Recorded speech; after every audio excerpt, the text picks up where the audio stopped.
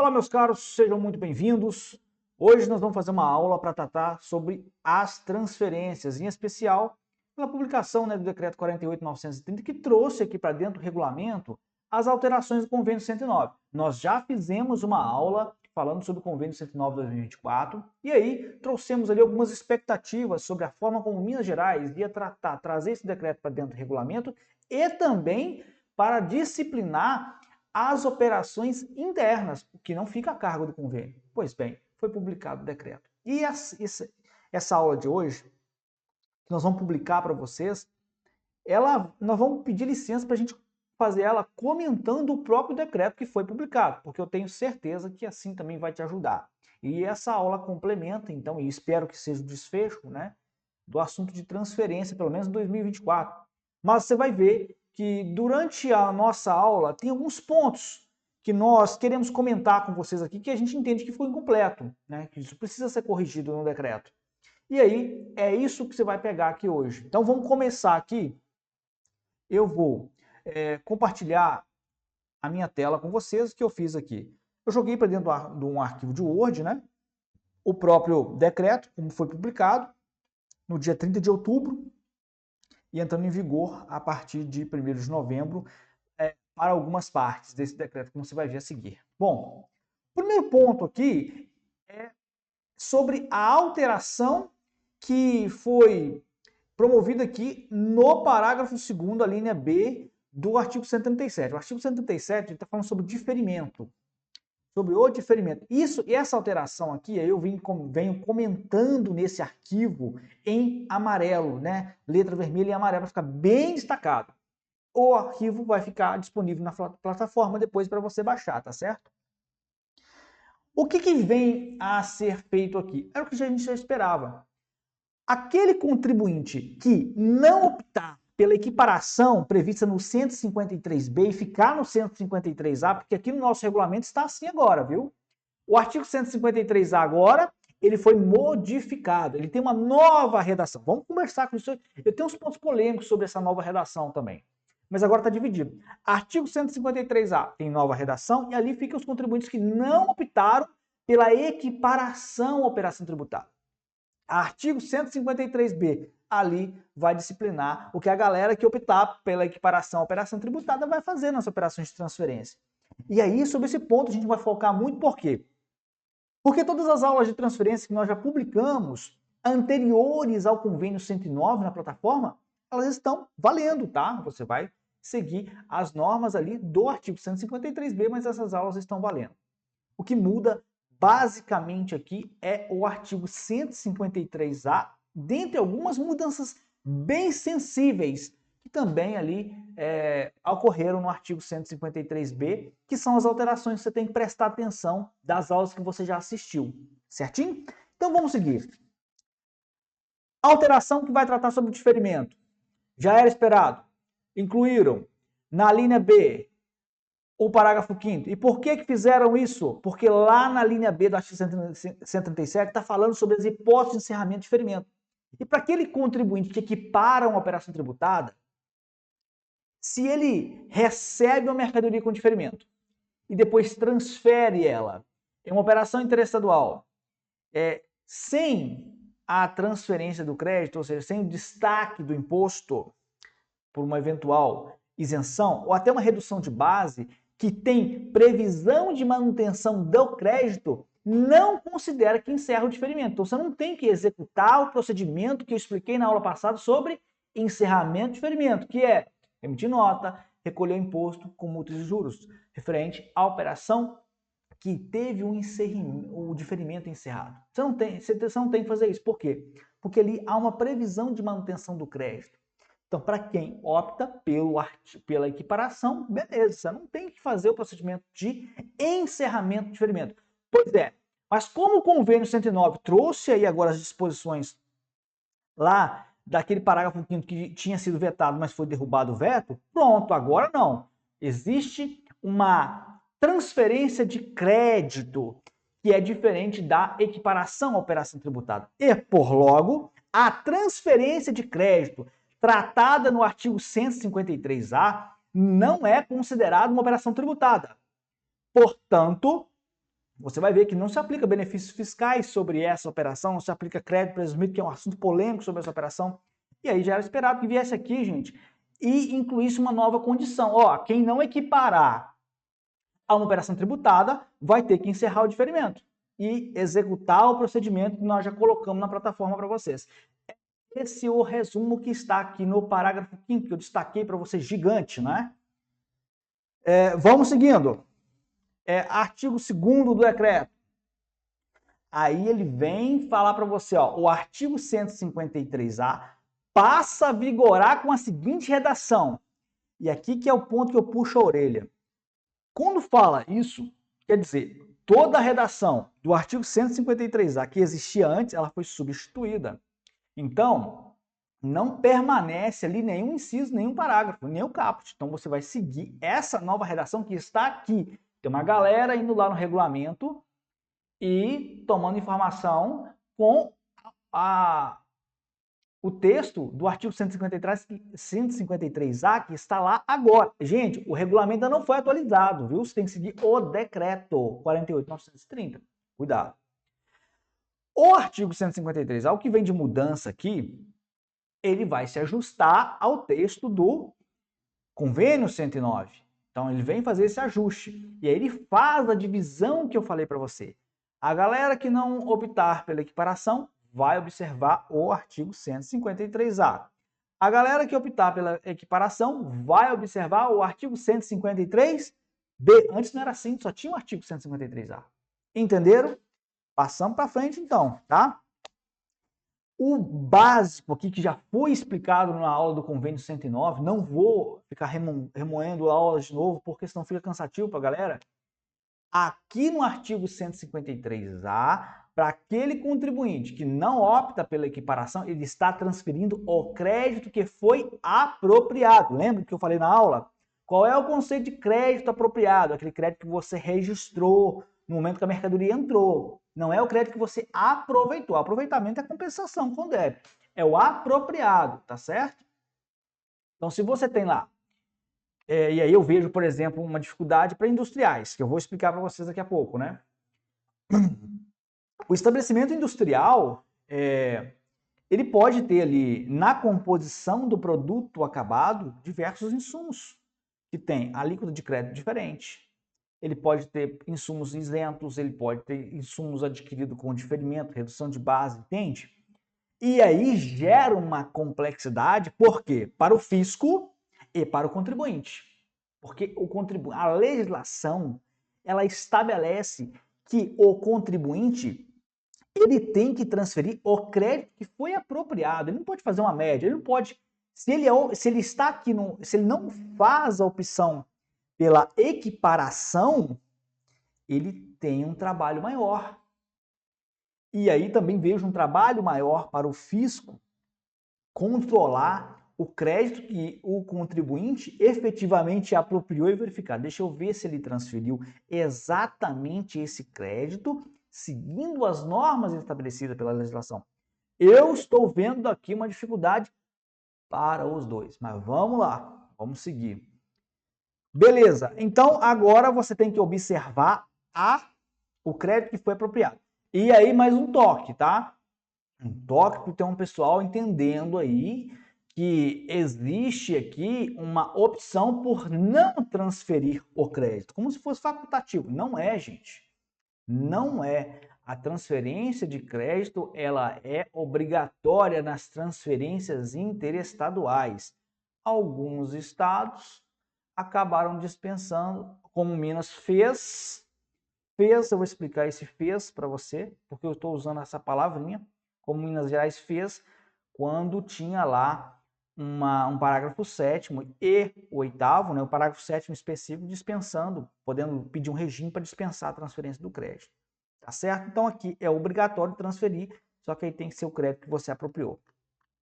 Tem muita coisa aqui que é ajuste ao texto do convênio, tá? E como eu já fiz essa aula para explicar para você a temática, tá, da transferência de mercadorias, aqui eu me limitei a só mostrar, olha, isso aqui é um ajuste ao texto do convênio, tá? Não tem nenhuma complexidade envolvida nisso não. O que tiver, aí eu venho trazer. Eu vou parar aqui no inciso 2º, por quê? Porque ele vem tratar da transferência interna. Então ele vem, ó, na remessa interna, o crédito a ser transferido corresponderá ao imposto apropriado referente às operações prestações anteriores relativas à mercadoria transferida, tá? Como é a transferência interna? Então, se você adquiriu, por exemplo, uma mercadoria a 18%, você não cai naquela problemática, né, que tem uma limitação na transferência interestadual limitada a 4, 7 ou 12, né?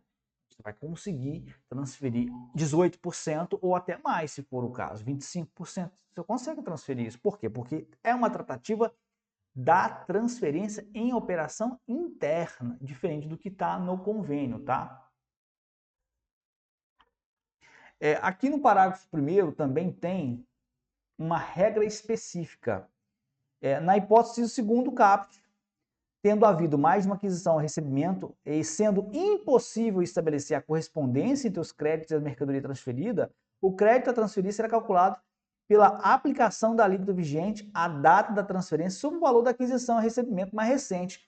Então ele traz um procedimento alternativo, né? Se você não consegue estabelecer uma correspondência entre aquela operação, daquela mercadoria, ele traz aqui uma regra um pouco mais maleável. E entendo que pode ser por aqui que, inclusive, o fisco pode balizar a sua fiscalização, né?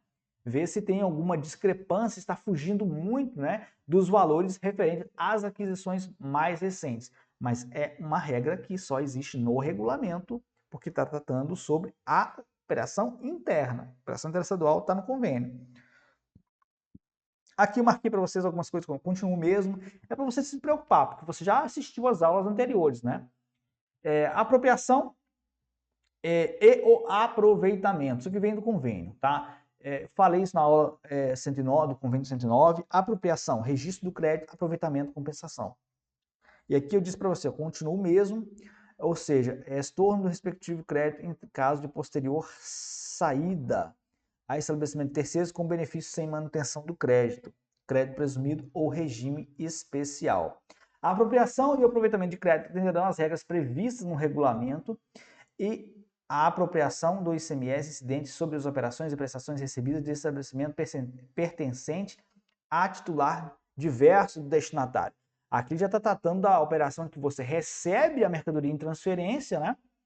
Seu destinatário da transferência recebeu aquele crédito, mas aí a apropriação e o aproveitamento pode estar condicionado a um possível estorno, depende da pressão de venda, por exemplo, se você praticar uma venda isenta, sem manutenção do crédito, tem que estornar. Venda com crédito presumido, que prevê estorno do crédito de entrada, você vai estornar ele também. Esse é o tratamento que está sendo dado aqui no parágrafo 3º. Parágrafo 4º, a mesma coisa, continua, traz a disposição do convênio. Parágrafo 5º, aí começa. Aí que começa. Por quê? Minas Gerais, e aí, de uma forma engenhosa, dá parabéns aí para a equipe da CEF, porque colocou aqui já um procedimento seguinte, ó, se você não transferir o crédito ou transferir ele a menor do que o devido, você vai ter que regularizar. Então, a tratativa que vem aqui no parágrafo 5º, ela é muito inteligente, porque já determina o procedimento que você deve adotar. Só que faltou especificar como é que você vai proceder, né? Porque aqui, ó, ele fala de promover o respectivo estorno do crédito apropriado. E aí, você tem que pensar, será que isso vai acontecer dentro do período de apuração ou em um momento posterior? Provavelmente em um momento posterior. Isso aqui pode acontecer, inclusive, por verificação do próprio contribuinte ou verificação fiscal. Tem também um procedimento alternativo, que é a regularização extemporânea. Vai trazer a palavra aqui, ó. A participação deverá promover no estabelecimento remetente ou, aqui, ó, promover a transferência extemporânea do crédito do imposto. Só que quando você faz a transferência extemporânea, ele já fala para você, ó, observado o período de apuração da remessa da mercadoria. Quer dizer o seguinte, olha, esse ICMS transferido ele vai ser levado a débito. Só que você tem que considerar que esse débito ele é extemporâneo. E um débito extemporâneo, qual é a tratativa que você tem hoje previsto em alguns casos, né? Você tem, por exemplo, emissão de DAI. Qual é o código de recolhimento? Não está explicado aqui. Isso demanda uma análise do contribuinte. Eu já coloquei uma sugestão aqui que seria aí o código, coloquei o código 314.5 talvez, né? Não coloquei o número do código aqui. Entendo, inclusive, que nesse caso nós temos um lançamento para fazer na DAP, para quem ainda é obrigado a entregar a DAP, e também temos que observar o lançamento na FD. Só ver aqui se tem aqui.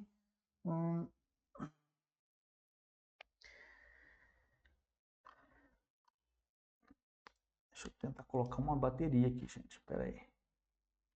Aí, agora vamos ver se vai. Ih, a bateria tá no... É o cabo de bateria errado. Não pode. Deixa eu ver isso aqui. Não. Nada. É isso aí.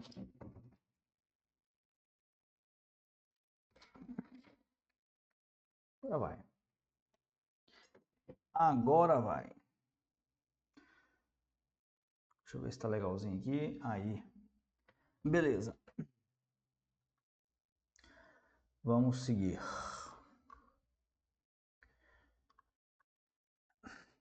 Então, como eu estava dizendo, tive que parar aqui para poder colocar uma carga no computador. Mas vamos lá. Ó, aí, DAP. Qual é o campo que vai ser lançado na DAP? Entendo que seria o campo 107, entende? Se você não fizer o estorno, porque o estorno é uma retificação da declaração que você já entregou, tá? E qual que é o lançamento no FD, né? Então, isso não fica esclarecido aqui. Isso gera demanda para o contribuinte. Então, quando vem uma coisa para o regulamento assim, eu entendo que o legislador deveria, né, ou ter um procedimento padrão, ou estabelecer, né, como é que vai ser feito esse procedimento, já determinar ali. Porém, eu faço uma ressalva porque o convênio 109 foi publicado dia 7/10. A equipe mineira teve menos de 20 dias, considerando sábado e domingo, para poder trabalhar e confeccionar esse decreto. É complicado, gente. É complicado, tá? É possível que tenhamos ainda algumas alterações no sentido de complementar esse decreto aqui. Entendo que é necessário.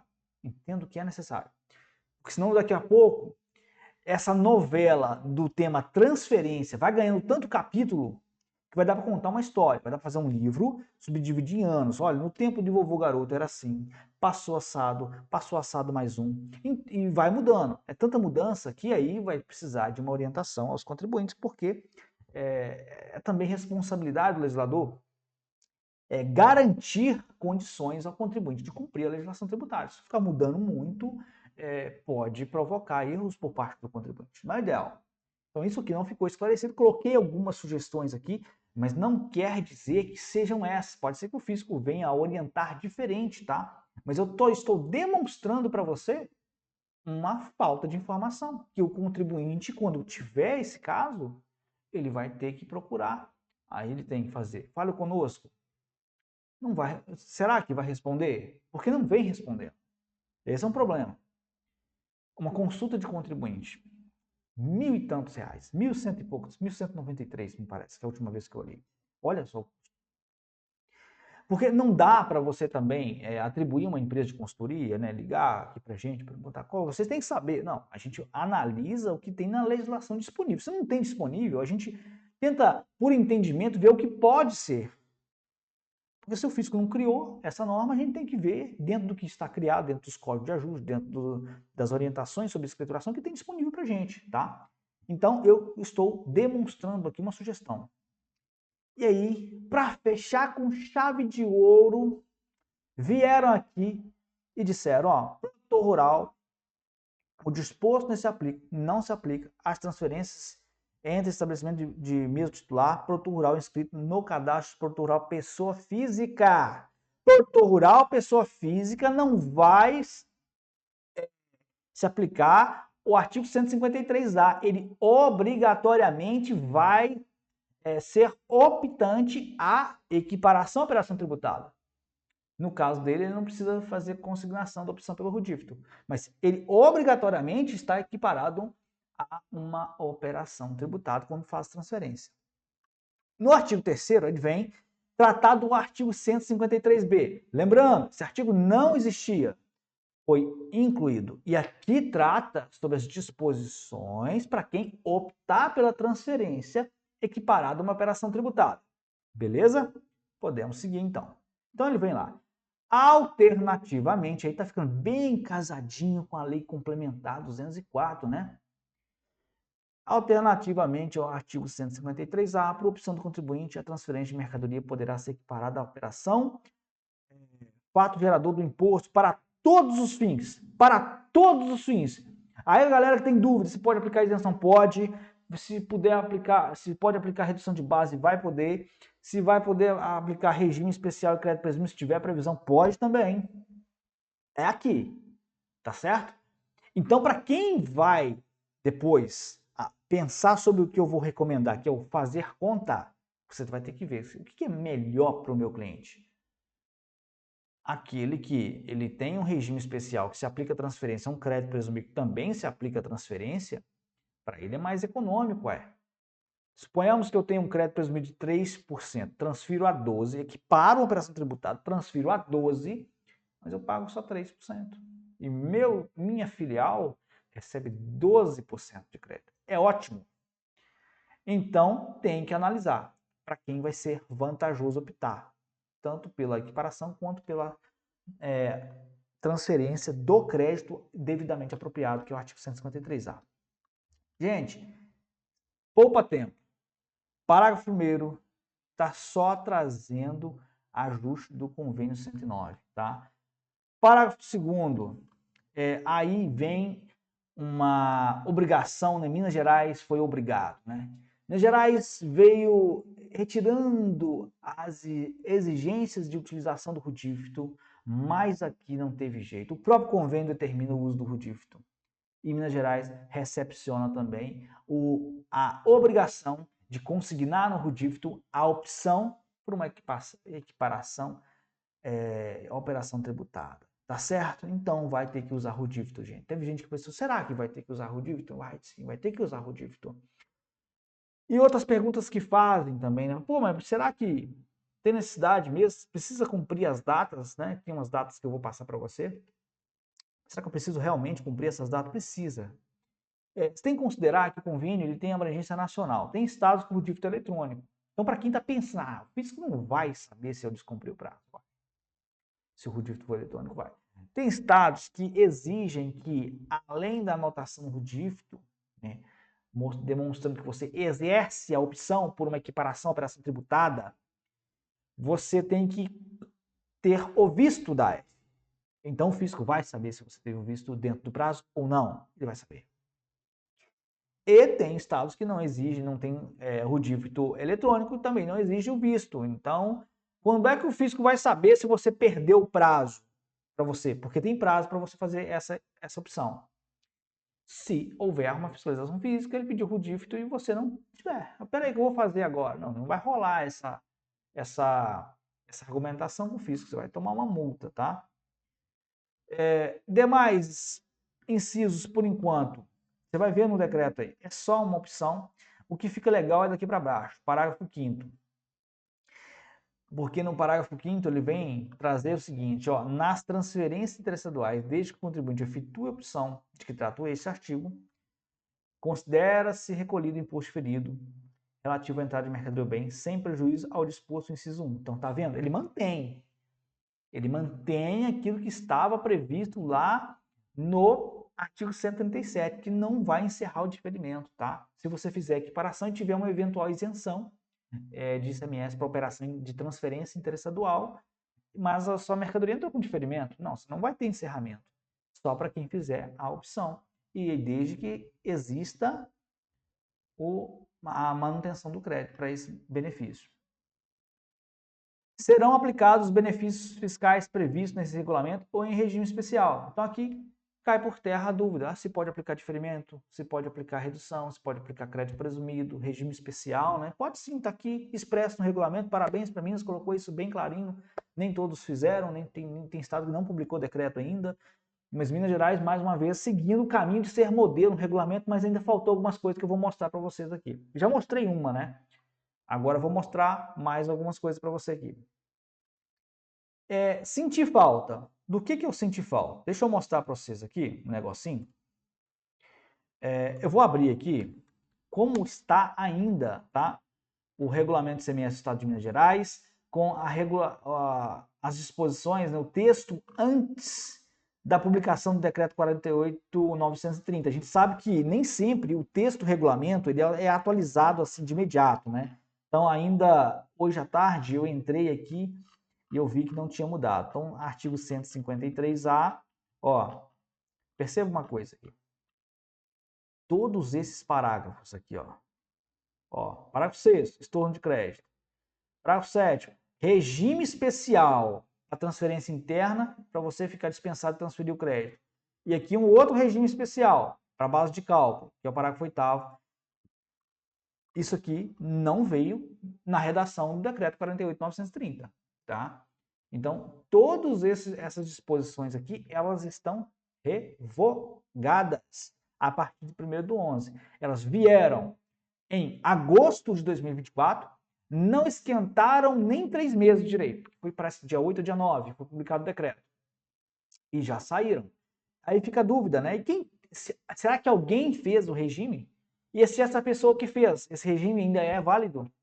Entende? Porque a previsão para a existência dele saiu fora. Não tem parágrafo 6º, nem 7º, nem 8º aqui no decreto. Ó, acaba aqui no parágrafo 5º, tá? Então, é uma coisa que eu senti falta. Então, esse procedimento, por hora, tá, até que saia qualquer manifestação do ofício, considere que estão revogados, que é a previsão de estorno e as previsões de regime especial, que aí está na aula que eu já publiquei, e não é a aula do convênio 109, tá? São as aulas que eu publiquei destrinchando mesmo as operações de transferência. Eu falei sobre crédito, fiz uma aula sobre crédito presumido, fiz uma aula sobre diferimento, fiz uma aula sobre isenção. Então, eu falei também sobre as operações com regime especial. Aquela parte que eu tratei sobre regime especial na operação interna, aqui ela está revogada. Não tem mais previsão para você pedir regime especial e dispensar a transferência de crédito na operação interna, tá? Pelo menos é o que está aqui nesse decreto. São algumas observações que eu coloco para vocês, porque não veio. O parágrafo 4º, aí vai lá na substituição tributária. Ele vem trazer aqui algumas regras especiais, principalmente com relação a ajuste de MVA para quem tem regime especial de caráter individual, alíneas A e B, e aqui talvez uma das mais importantes, né, da parte da substituição tributária, que é a inclusão do parágrafo 14 e 15, ó, que traz aqui uma nova sistemática de cálculo para você ajustar a MVA na transferência interna. Então, isso não está no convênio, isso aqui é a tratativa exclusiva de Minas. E aí, essa regrinha aqui, ela já existe, você já usa ela para poder fazer o cálculo da MVA ajustado. Eu fiz, inclusive, um exemplo em Excel, tá?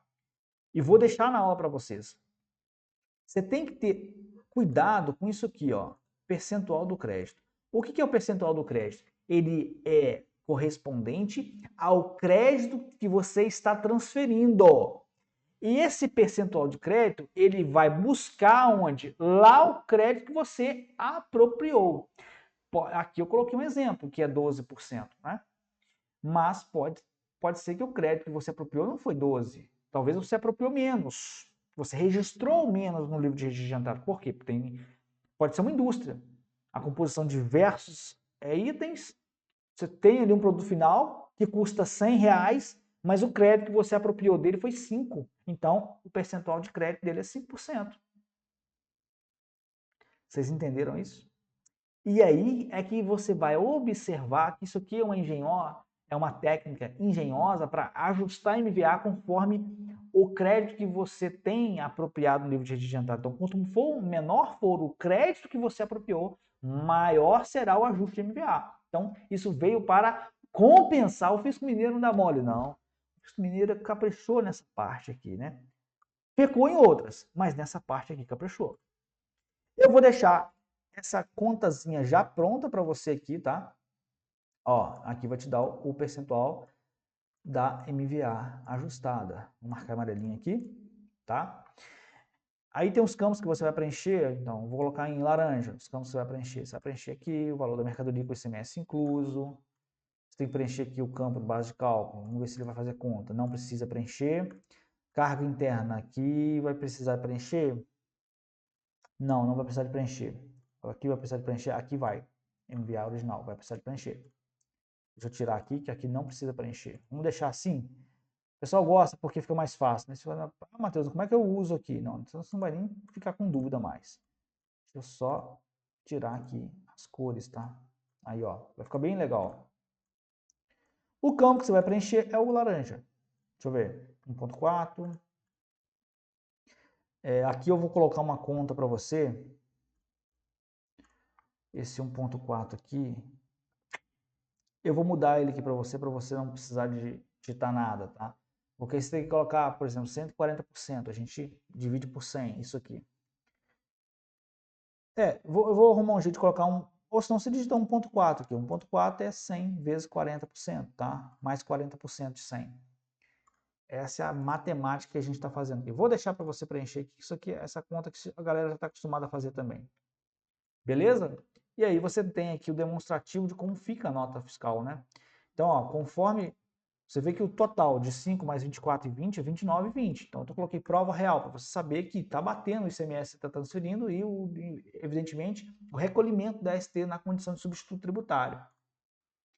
O ponto vai ficar salvo para você, fica tranquilo aqui, tá? Vou voltar aqui para 12 para tu ver aqui que vai mudar também os valores e vai fechar no mesmo valor final, ó, 27 por 0,4. É claro que se você mudar para 5 aqui, aí aumenta, né, o valor do ICMS. Bom, isso aqui fica disponível para você na plataforma também. Então, atenção a esse percent crédito. Ele vem explicar o que é cada coisa, né? Ó, percent crédito é o coeficiente. Então, coeficiente tem uma divisão por alguma coisa, né?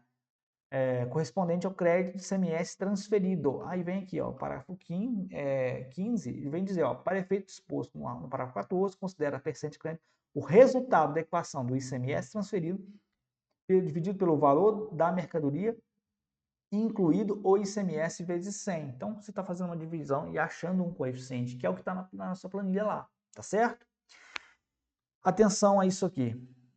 Artigo 293, aí vem trazer o produtor rural para equiparação, né? Ó, o produtor rural inscrito no cadastro produtor rural, pessoa física, aplica seu tratamento tributário diferenciado simplificado conforme estabelecido nesse capítulo. Parágrafo único. Para fins dispostos no caput, a transferência entre estabelecimentos do produtor rural do produtor fica equiparada a uma operação cujo fato gerador do imposto, tá? Aqui, ó, artigo 153b, ficando o produtor rural dispensado do registro da opção a que se refere o artigo, ou seja, não tem que fazer rudífito, ele não tem que fazer anotação em rudífito. Aí, aqui no artigo 293, pronto, ele já não tratou mais nada, né? Eu coloquei para vocês gigante aqui. Foi revogado o crédito presumido que existia antes do produtor rural. Está prejudicando o produtor rural. Estou fazendo assim, acenando para você, né? Para mostrar isso aí que está acontecendo. Mas isso não está aqui. Isso está lá no final do decreto, entre os dispositivos que foram revogados. E aí, eu vou pular do caput do artigo 293, parágrafo único, para o final do decreto. Olha aqui, ó. Artigo 9º, presta atenção nisso aqui. O que está sendo revogado aqui? Olha o inciso 2º, o parágrafo 2º do artigo 295 e o artigo 295A. Olha isso aqui.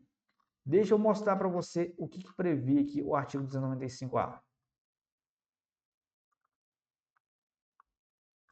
295A. Artigo 295. Tratando sobre as operações interestaduais, aqui não fala transferência, né? Tem crédito presumido também, né? Aqui tem um parágrafo 2º, que fala que esse disposto aqui não se aplica às transferências. Aí traz um artigo 295A. Vai falar especificamente das transferências. Falava especificamente das transferências. Isso aqui foi revogado. E aqui existiu o crédito presumido. Ó. Ele podia bater, gente, do valor do ICMS que ele estava transferindo. Ele podia bater isso aqui a título de crédito presumido. Tá? Isso aqui, infelizmente, foi integralmente revogado. Agora não tem mais crédito presumido, tá certo? Aqui, ó. que eu expliquei no final do decreto algumas particularidades dessas revogações, mas a gente volta aqui. Vamos lá, vamos seguir. Para o ano 2024, a opção do artigo 153b será feita até 30 de novembro. Atenção, atenção aos contadores, tá? Atenção aos contadores, tem prazo até 30 de novembro para 2024, retroage a 1º de novembro. Aí vem no parágrafo 7º, no artigo 7º, ele vai falar dos contribuintes que têm regime especial que se aplica à transferência. Aí que ele fala, ó, até 30 de novembro de 2024, efetuar a opção de que trata o artigo 153b. Por quê? Se não fizer isso, o seu regime especial não vai mais se aplicar à transferência. Você viu lá que o artigo 153A, ele não permite aplicação de benefício fiscal. Eu deixei isso bem claro para vocês, tá? Então quem tem regime especial, toma cuidado, viu? Você tem que ir lá e fazer a opção pelo artigo 153b e não perca esse prazo, tá? Parágrafo único do artigo 7º. E por que você não pode perder? Se você não fizer isso, esse regime especial ele está revogado a partir do 1º de novembro, tá? Quando ele coloca aqui, ó, sob pena de ter o regime especial revogado automaticamente a partir do 1º de novembro. Parágrafo único. As referências feitas em regime especial ao artigo 153A do Decreto 48.589 consideram-se feitas ao artigo 153b do mesmo decreto, tá? Toma cuidado com isso aí. Aí eu deixei uma dúvida seguinte, e aquele contribuinte que ele fez um pedido de regime especial, foi concedido, para ser dispensado da transferência do crédito nas operações internas, eu entendo que está revogado, né? Eu entendo que ele está revogado, mas eu faço uma orientação a você, consulte o fisco e faça isso rápido, porque caso exista alguma possibilidade desse regime ser mantido, eu entendo que isso você tem que resolver até 30/11, porque senão como é que você vai fazer para decidir se vai fazer a equiparação ou não? Entendeu? Artigo 8º. Aqui, aquele contribuinte que tem regime especial, que aplica-se a transferência, tá? Até 30 de novembro, ele deverá, até a referida data, protocolar no CIARE o pedido de cessação do regime e encaminhar a um e-mail específico, tá? Renunciar a regime especial. O documento tem que ser assinado para você pedir a renúncia. Então, se você tem um regime especial e você percebe que é melhor para você optar pela regra geral de transferir o crédito que você realmente apropriou, você tem um prazo também para renunciar a esse regime e aí tem que enviar um e-mail e também o documento devidamente assinado. Agora, por fim, depois de, sei lá, deve ter uns 20 minutos ou mais, chegamos aí aos dispositivos que foram revogados, aí teve um ajuste aqui no artigo 12, né, porque mão de obra já não entra mais no conceito de inclusão para compor base de cálculo para a transferência do crédito apropriado. Tivemos no inciso 2º, a revogação do artigo 295, 295A, que eu comentei com vocês aqui, né, que é uma das partes mais importantes desse decreto, e artigo 12 e 13 do decreto 48.768, né, informação complementar, né. A informação complementar da nota de fiscal de transferência para aquele que equiparar uma operação tributária, ela mudou. Então, esses artigos faziam referência à forma de emitir o documento fiscal. E, por consequência, essas informações mudando, as disposições que haviam ainda no regulamento estão revogadas. E o 10º vem de falar para a gente aqui quando é que entra em vigor, né? Relativamente ao artigo 20, aí a questão do anexo 7, lá da substituição tributária, ele vai entrar em vigor quando? Na data de sua publicação. Letra B. Produzindo efeitos retroativos a 1º de janeiro de 2024 relativamente ao inciso 1 do artigo 9º. Em 1º de novembro, relativamente aos demais dispositivos. Perfeito? Então, acho que está explicado. Eu fui por parte do decreto, tentei aqui demonstrar os casos que eu enxerguei, né? E, por último, a gente vem tratar sobre o assunto, talvez um dos assuntos mais polêmicos. Eu entendo que ficou esquecido nesse decreto mudar isso aqui, ó. Olha o que tem no nosso regulamento. Está falando sobre crédito presumido. É só um ajuste de texto, né? Mas tem que tirar isso daqui, no meu entendimento.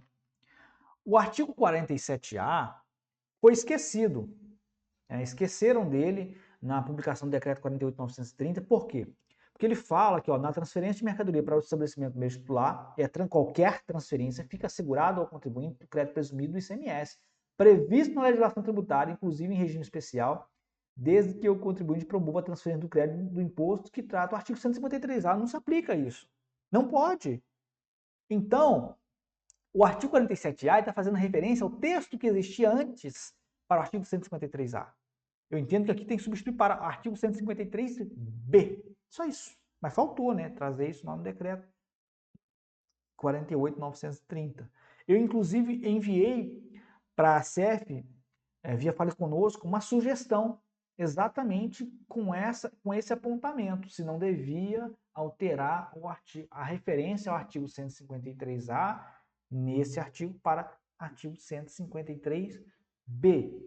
Eles me deram um prazo de até 11 de novembro para me retornar, né, com a avaliação, se eles lá entendem que isso é pertinente. E aí, quando tiver, eu posso publicar lá no nosso grupo, né? Se teve alguma manifestação do Estado a respeito, eu entendo que faltou, ficou esquecido aqui, dentre os outros pontos que eu já levantei. Se você tem dúvidas a respeito desse assunto, né?